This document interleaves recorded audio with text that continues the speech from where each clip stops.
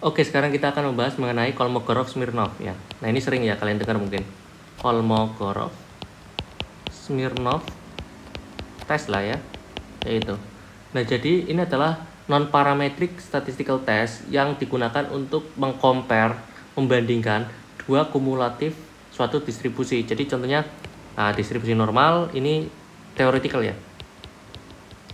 Nah, kemudian kalian punya data, ngumpulkan dari lapangan. Kemudian data kalian, waduh, agak miring ke kanan ya, miring ke kiri ya, tapi apakah ini masih berdistribusi normal data kalian? Nah, ini bisa diuji dengan Kolmogorov-Smirnov test. Sebenarnya kalau data kalian setelah diplotkan hasilnya kayak gini ya, ini kayaknya udah yakin sih ini bukan normal gitu ya. Bukan distribusi normal, mungkin ini distribusi F atau C square gitu. Tapi kalau bentukannya ragu-ragu kayak ini, kalian bisa uji dengan Kolmogorov-Smirnov. Kayak gitu. Nah, jadi sebenarnya Kolmogorov-Smirnov itu ada dua jenis ya. Jadi ada namanya one sample Kolmogorov-Smirnov, ini kita singkat sebagai KS ya. Kolmogorov-Smirnov test. Dan ada juga two sample Kolmogorov-Smirnov test. Nah, jadi kalau one sample tadi ya, kita tahu lah secara teoretikal distribusi normal itu kayak lonceng kayak gini. Nah, kalau data kalian kayak gini, ini agak miring ke kiri tapi dia mungkin normal gitu ya. Nah, itu namanya one sample KS test. Nah, kalau kalian mengumpulkan data ada di dua tempat misalkan, kalian mengumpulkan data di supermarket A dan supermarket B, jumlah pengunjungnya itu rata-rata berada di jam 12 siang gitu kan ya. Yang satunya itu di jam 1 siang. Nah, apakah mereka dari distribusi yang sama? Apakah distribusinya sama? Nah, itu bisa diuji dengan Kolmogorov-Smirnov yang two sample. Artinya kita menguji apakah distribusi kita paling pertama sama dengan yang kedua. Kalau yang one sample, apakah distribusi kita itu sama dengan distribusi tertentu, apakah C square, T, F, atau normal atau yang lain. Nah, kalau yang bawah kita nggak tahu apakah distribusi ini normal, C square atau apapun, tapi kita membandingkan dari dua data kita itu distribusinya sama atau enggak gitu. Oke, itu jenis-jenis dari Kolmogorov-Smirnov test. Nah, kemudian how it works ya tadi ya, mungkin kita contohkan step by stepnya ya. Oke, jadi step 1. Step 1. Masih bentuk ini ya. Jadi step 1. Step 1. Jadi build empirical CDF. Jadi kalau misalkan one sample, ya berarti kalian tinggal menuliskan aja ya. Kayak contohnya gini. Dari 7 orang, ya kita sampelnya misalkan ada 10 orang. Dari 7 orang out of 10 orang. Jadi dari 7 orang dari 10 orang yang kita tanya ya diwawancara di jalan, misalkan gaji mereka itu kurang dari 5 juta rupiah. Jadi fungsi kumulatifnya itu ada Fn 5 sama dengan 0,7. Nah, kenapa ya? Ini 7 bagi 10. Jadi dari 10 orang yang kita wawancara yang gajinya di bawah 5 juta, jadi bisa 1.500.000 ya, 0,5 ya berarti. Terus kemudian bisa jadi 2 juta, bisa jadi 4,9 juta gitu kan, terserah mereka kan. Yang penting kurang dari 5 juta, yaitu ada 7 orang, makanya peluangnya 0,7. Misalkan 8 ya. 8 dari 10 orang itu gajinya kurang dari 9 juta gitu. Jadi ya Fn 9 ya. Itu sama dengan berapa? 0,8 karena ada 8 orang dari 10 kayak gitu. Ya itu jadi Fn seperti itu.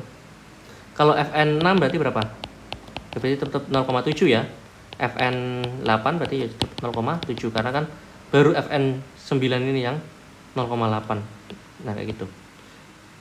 Nah, itu cara menghitung kumulatifnya. Nah, kalau 2 ya udah tanyakan aja. Misalkan ini di kota A. Kota A, ini kota B.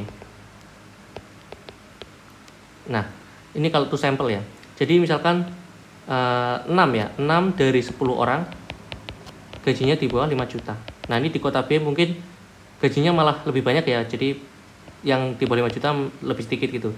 Jadi ya berarti peluang atau Fn deh. Fn 5 sama dengan 0,6. Ini kalau kota kedua. Jangan Fn2 ya. F2n gitu aja kali ya. Ya F2n. Kalau F1n misalkan itu tadi 5 sama dengan 0,7 kayak gitu.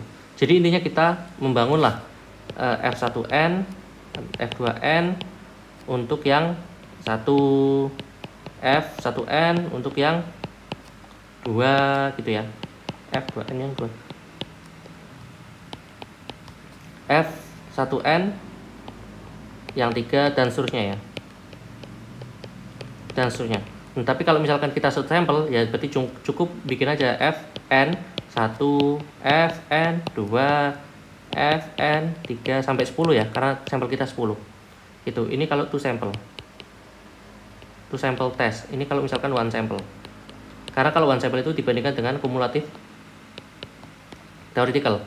Nah, berarti theoretical, kalau theoretical Fn satunya itu berapa juga gitu kan. Ini mungkin Fn empirical ya, FAN ya. Yang ini FTN ya, theoretical. FTN 3.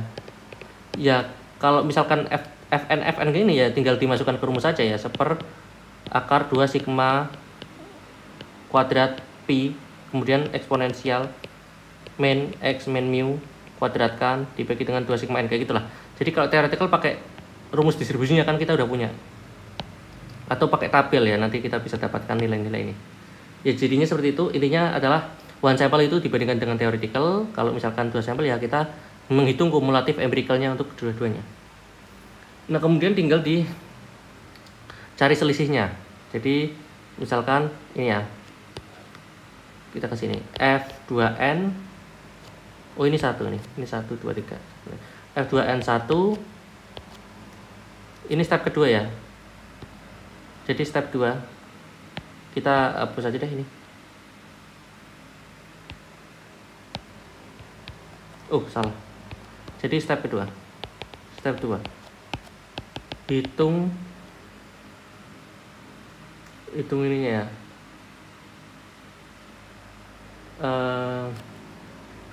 Saya nyebutnya apa ya? D ya. Mungkin distance ya. Distance. Jadi contohnya gini. Berarti D sama dengan rumusnya kayak D sub X Fnx kurangi Fx. Nah, ini karena di mutlak jadi bebas ya, bolak-balik ya. Contohnya gini, D1. Kita ambil yang sampel dulu ya. Berarti F1N 1 dikurangi dengan F2N 1 di mutlak. Kemudian D2 sama dengan F2N 1 F1N 1 2 dikurangi dengan F2N 2 di mutlak sampai nanti D10. Kan data kita 10 ya. Jadi F1N 10 kurangi F2N 10 di mutlak. Nah, nanti kan kalian jadi punya cari D sama dengan sub X, kemudian hasilnya D1, D2, D3 gitu kan ya, sampai D10. Nah, artinya sub itu kita mau mencari yang maksimum. Misalkan paling besar itu jaraknya yang D3. Jadi D sama dengan D3 ya, kayak gitu. Jadi misalkan jaraknya itu tadi ya. Ini 0,7, ini 0,6. Misalkan jaraknya itu 0,1. Gitu. Karena misalkan aja. Misalkan ini 3 ya, misalkan tadi 3. Kalau misalkan F1N F2N-nya ini sama dengan 0,5, ini 0,55, berarti kan selisihnya 0,05 gitu kan. Lebih kecil daripada ini selisihnya 0,1 gitu. Nah, jadi seperti itu. Carilah yang paling besarnya berapa selisihnya. Nah, nanti disebutkan kayak gitu kan. Misalkan D3 gitu kan. Nah, jadi seperti itu. Nah, kemudian nanti dibandingkan dengan tabel ya, tabel ini KS test. Tapi kalau misalkan dilihat ini aja deh, secara kasat mata, kalau misalkan nilainya ini besar, maka gapnya berarti kan besar. Ya, 0,1 kan cenderung kecil mungkin ya. Jadi ini berarti distribusinya si Miller. Tapi misalkan selisihnya itu sampai 70 atau berapa gitu yang gede, berarti kan kelihatan bahwa distribusinya itu tidak sama gitu. Nah, jadi kayak gitu ya. Tapi lebih akuratnya ya tadi dibandingkan dengan tabel Kolmogorov-Smirnov. Nah, nanti bisa dihitungkan p-value-nya juga. Nah, seperti itu. Mungkin secara kasat mata bisa dilihat apakah gapnya besar atau kecil. Kalau gapnya besar berarti tidak sama distribusinya, kalau kecil berarti bisa jadi sama. Tapi kalian lebih akuratnya bisa lihat dibandingkan dengan KS stabil dengan jumlah N sekian kayak gitu kan.